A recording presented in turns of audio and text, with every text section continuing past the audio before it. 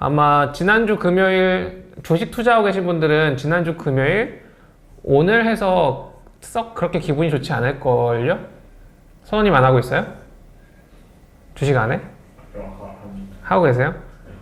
주말에 속 좀 짜증도 좀 나고 오늘 일이 손이 안 잡혔겠지. 그동안 경기 침체 우려가 없었을까를 보면 있었어요. 계속 있었었고 6월달, 5월달부터도 이거 빨리 금리 낮춰야 된다는 이야기를 계속 했었었죠. 일단 경기가 금리 인하에 대한 언제 하겠다라고 한 약속은 했던 적이 한 번도 없어서 자금 계획에 대한 것보다도 사람들이 가장 이렇게 날석에 보고 있는 건 제가 느끼기에는 너네들이 하려고 하는 통화 정책과 실제로 지표가 나오는 것들을 보면 통화 정책이 발표하고 나서 한참 뒤에 지표가 나오잖아요. 무조건 지표는 후행한다는 거거든요. 그런데 지표가 이렇게 나왔어? 안 좋게 나왔어? 그럼 그때 우리가 낮출게 라고 하는 건 어쩌면 이만큼 텀 동안을 날려버리는 셈이 되잖아요. 지금 모두가 걱정하고 있는 건 너 지금 움직일 타이밍인데 지금도 안 움직이면 나중에 그거 어떻게 책임지려고? 약간 이런 느낌이에요. 특히나 이번에 그 제조업 지수 발표가 왜 트리거가 됐는지 사실 잘 모르겠는데 그 제조업 지수가 결론적으로 안 좋게 나왔고 그동안 계속 안 좋게 나오기를 의도했었는데 이번에 유독 좀 많이 떨어졌다 라고 하는 지점들이랑 겹쳐서 이게 갑자기 주가 폭락의 트리거가 돼버렸거든요.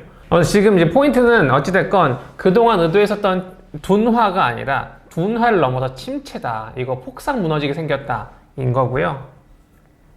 제조업 지수가 크리틱했던 건 뭐였냐면 여러 방면에서 조사를 막 하는데 그 어떤 것도 희망적이지 않아 보였어요. 그동안은 야 그래 그동안 너무 뜨거웠어 였다면 갑자기 야 너무 차가운 느낌인데 였었어요. 예를 들면 고객사가 재고를 줄이고 있다, 고객사가 신규 주문을 줄이고 있다, 아직 우리가 배송하지 않은 주문도 많지 않다. 그러니까 지금 새로운 주문도 없고 남은 주문도 얼마 없고 그리고 이 고객은 심지어 재고가 줄고 있는데도 새로운 걸 발주를 하질 않을 셈이네 라고 하는 총체적 난국이라는 느낌들을 보고 있었었고요. 거기에 플러스 고용이 제대로 둔화되기 시작했는데 이게 신규 실업수당 청구 건수라고 하는 거였고 팬데믹 시기 제외하면 2018년도 이후에 가장 최고치, 그러니까 실업자가 가장 많이 늘었대요. 팬데믹 제외하고. 당장 수요일까지는 고용이 둔화되면 고용 둔화되는 거 봐서 속도를 조절할게 라는 느낌이 있었는데 갑자기 목요일 금요일에 와장창 난리가 난 거죠.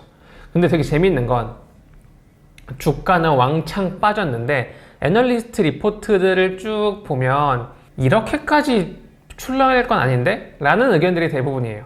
과도하다고 판단된다. 경기 침체에 대한 공포 심리가 단기간에 글로벌 금융시장을 지배했다.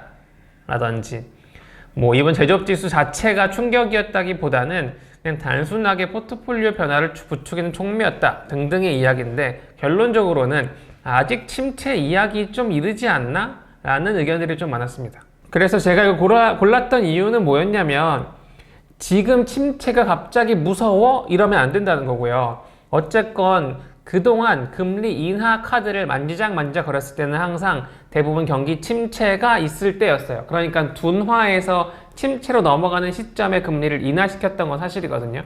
그러니까 지금 내가 갑자기 화들짝 놀라가지고 침체 아니야 라고 하는 형태로 리포트를 보거나 걱정을 하면서 분석할 필요가 전혀 없어요. 경기 침체는 그냥 와장창 다 박살나는 것들을 보통 이야기하는데 갑자기 사람들이 엄청나게 해고를 당했어. 어떤 기업이 갑자기 부도가 났어. 이런 일들이 반복되거나 확산되는 게 침체를 보통 이야기하거든요. 아니면 부동산 가치 갑자기 하락하거나. 근데 사실 지금 그런 건 전혀 아니라서. 그리고 어쨌건 이들은 의도적으로 그걸 좀 줄이려고 했던 거라서 괜찮은 거라고 생각합니다. 그래서 제가 꼭 추천드리고 싶은 건 미래를 전망하지 말자인 거고요. 지금 어떤 포인트로 사람들이 고민을 하고 있는지를 알자는 거죠. 9월 FOMC까지 우리는 할 수 있는 건 아무것도 없고요. 그 사이에 금리랑 주가는 변동성이 엄청 높아질 거라서 그 다양한 의견들을 좀 따라가서 봐야 됩니다. 그 중에 되게 재밌는 건 쌈이라고 약간 사람 이름이에요. SAHM인데 애널리스트마다 쌈, 샴이라고 번역하는 그 경제학자가 있거든요. 이 분이 얘기했었던 샴룰이라고 하는 리세션 인디케이터가 있는데 본인이 경제학 교수하면서 지표를 하나 만들었어요. 그래서 뭐 이제 실업률의 이동 평균치가 뭐 0.5보다 낮아지면 어쩌고 이런 얘기가 있는데 지금 되게 웃긴 건 뭐냐면 이 샴이라고 하는 교수가 만든 지표가 FOMC 때 기자회견에서 물어보고 막 파월한테 야, 샴 인디케이터 너 지금 침체 나타나고 있다. 너 어떡할 거냐? 이렇게 물어보고 있었거든요. 근데 샴이라고 하는 사람은 자기 블로그에 과거에 내가 이렇게까지 유명해지려고 만든 지표는 아니고 그냥 나 한번 분석해 본 건데 이렇게 많이 쓸지 몰라서라는 얘기를 해서 되게 당황하고 있는 상황인데 아무튼 이 경제 지표 샴룰 리세션 인디케이터가 되게 많이 언급되고 있어요. 엄청 언급되고 있어요. 그래서 아무튼 경기 침체에 대한 유효한 시그널로 받아들여지고 있으니까 이거 한번 보시면 좋고요. 지금 되게 재밌는 건 이 사람이 침체다라고 했을 때 항상 평균이 0.5% 정도 됐었는데 실업률 평균이 지금 그거를 초과할 것 같다라고 하는 의견이 되게 지배적이에요.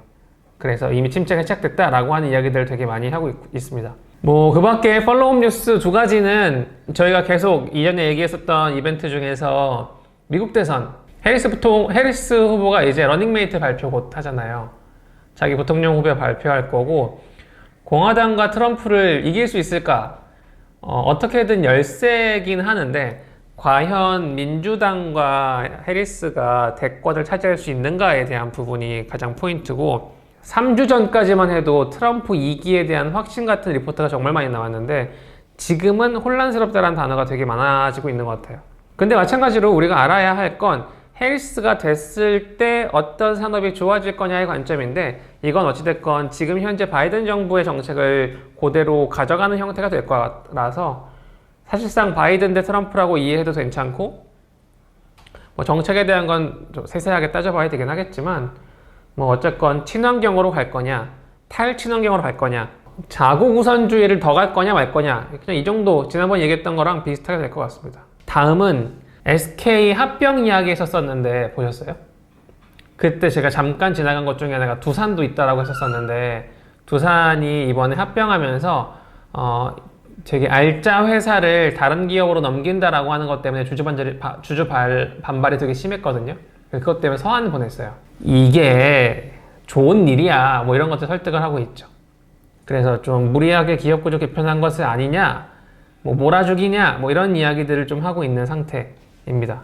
그래서 지난번에 얘기했었던 이 기업 구조 개편에 대한 이야기는 다시 한번 보시면 좋을 것 같아요.